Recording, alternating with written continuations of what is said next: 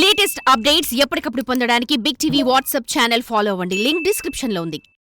Telangana BJP ఎంపీలు ఎమ్మెల్యేలు హస్తినా బాట పట్టారు. వారికి ప్రధాని మోదీ అపాయింట్మెంట్ ఇచ్చారా లేక ట్రీట్మెంట్ చేయడానికి పార్టీ పెద్దలు పిలిచారా? రాజసింగ్ సైతం ఢిల్లీ పయనమయ్యారంటే లెక్కలేవో సరిచేసే పనిలో అధిష్టానం ఉందా? కొత్త పాత నేతల పంచాయతీ వల్ల గెలిచిన ప్రజాప్రతినిధులు పార్టీకి దూరం అవుతారనే రిపోర్ట్స్ అధిష్టాన పెద్దలకు ఏమైనా అందాయా? అందుకే బ్రెయిన్ వాష్ చేయడానికి పిలిపించుకున్నారా? మోదీ అపాయింట్మెంట్ వెనుక రాష్ట్ర పార్టీ అధ్యక్షుడి నియామకం లెక్కలు తెలుస్తారా?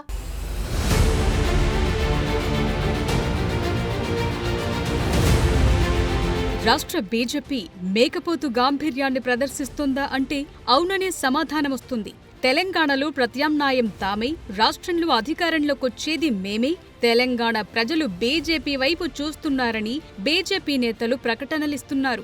ఎన్నికలెప్పుడొచ్చినా అధికారం చేపట్టేది మేమే అంటూ బీజేపీ నేతలిస్తోన్న స్టేట్మెంట్లు గోబెల్ ప్రచారంలా ఉన్నాయన్న చర్చ పొలిటికల్ సర్కిల్లోనే కాదు, ఆ పార్టీ సానుభూతి పరుల్లోనూ జరుగుతుండటం గమనార్హం.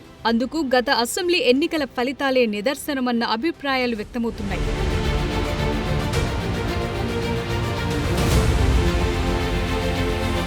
మిషన్ 90 లక్ష్యంగా బీసీ ముఖ్యమంత్రి నినాదంతో అసెంబ్లీ ఎన్నికల బరిలో దిగిన బీజేపీ తెలంగాణలో 8 స్థానాలకు పరిమితమైంది. ఇక దేశవ్యాప్తంగా పార్లమెంట్ ఎన్నికల్లో 400 లక్ష్యంతో మోదీ ఫిర్ ఏక్ బార్ నినాదంతో హడావిడి చేసిన బీజేపీ కేవలం 240కే పరిమితం కావాల్సొచ్చింది. తెలంగాణలోనూ డబుల్ డిజిట్ పార్లమెంట్ స్థానాలు సాధిస్తామని చెప్పుకున్న కాషాయ నేతలు 8 స్థానాలే దక్కించుకోగలిగారు. అలా అనుకున్న లక్ష్యాలను అందుకోవటంలో పూర్తిగా విఫలమైనప్పటికీ ఆ పార్టీ నేతలు నేటికి అదే స్లోగన్స్, అవే గోబెల్ ప్రచారం, అదే మేకపోతు గాంభీర్యం ప్రదర్శించడం చర్చనీయాంశంగా మారుతోంది.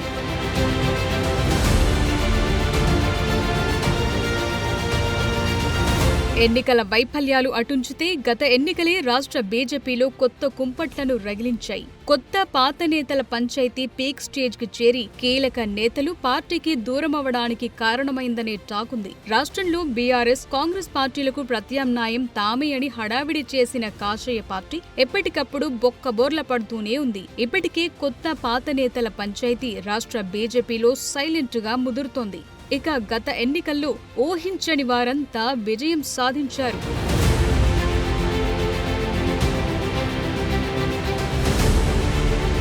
గెలుస్తారని ఎక్స్పెక్ట్ చేసిన వారంతా ఓటమి పాలయ్యారు. ఏలేటి మహేశ్వర్ రెడ్డి, రాజాసింగ్ మినహాయిస్తే అంతా కొత్త ముఖాలే ఎమ్మెల్యేలుగా ఉన్నారు. రాజాసింగ్ మినహాయిస్తే ఏలేటితో సహా మిగతా 7 పార్టీకి సంబంధం లేని కొత్తవారే. ఇక పార్లమెంట్ సభ్యుల పరిస్థితి కూడా అలాగే కనిపిస్తోంది. గెలిచిన 8 మంది ఎంపీలు 2 కేంద్ర మంత్రులుగా ఉన్న కిషన్ రెడ్డి, బండి సంజయ్లను మినహాయిస్తే అందరూ పార్టీకి కొత్తవారే. అలా గెలిచిన వారిని కూడా రాష్ట్ర నాయకత్వం నిలబెట్టుకుంటుందా లేదా అనే అంశం చర్చల్లో నలుగుతోంది. కొత్తగా పార్టీలోకి వచ్చిన వారితో రాష్ట్ర నాయకత్వం వ్యవహరిస్తోన్న తీరే ఆ అనుమానాలకు తావిస్తోందట.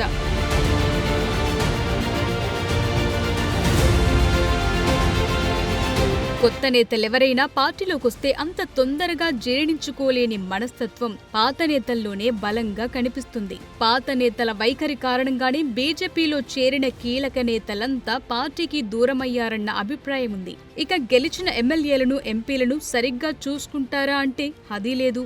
వారిని డీల్ చేసే విషయంలో రాష్ట్ర నాయకత్వం అనుసరిస్తోన్న తీరు విమర్శల పాలవుతోంది. కనీసం ఇప్పటి వరకు ఫ్లోర్ లీడర్కు పార్టీ ఆఫీసులో ఛాంబర్ కేటాయించలేదు.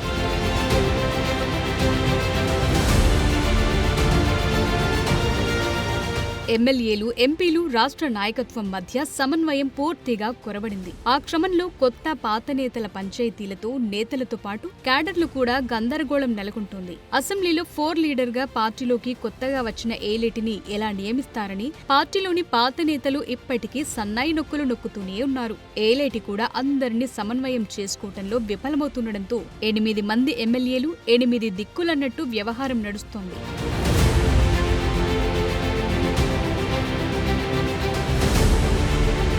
అటు కొత్త పాత నేతల పంచాయతీ, ఇటు ఎంపీలు ఎమ్మెల్యేలు వర్సెస్ రాష్ట్ర నాయకత్వం మధ్య గ్యాప్, మరోవైపు ఎమ్మెల్యేలు వర్సెస్ ఎమ్మెల్యేలు, ఇంకోవైపు అధ్యక్ష కుర్చీ పీకులాట వంటి తగాదాలు రాష్ట్ర బీజేపీని అధోగతి పాలు చేస్తున్నాయని పార్టీ వర్గాలు వాపోతున్నాయి. రాష్ట్రంలో ప్రస్తుతమున్న పరిస్థితుల్లో ఇతర పార్టీల కీలక నేతలంతా కాంగ్రెస్ వైపు చూస్తున్నారు. ఈ నేపథ్యంలో బీజేపీ నుంచి సైతం కీలక నేతలు పార్టీ వీడుతున్నారనే సంకేతాలేవైనా ఉన్నాయా?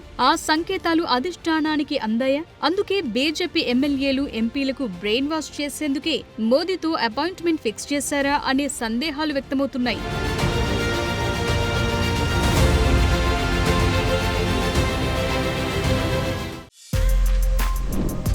For more videos like this, subscribe Big TV channel.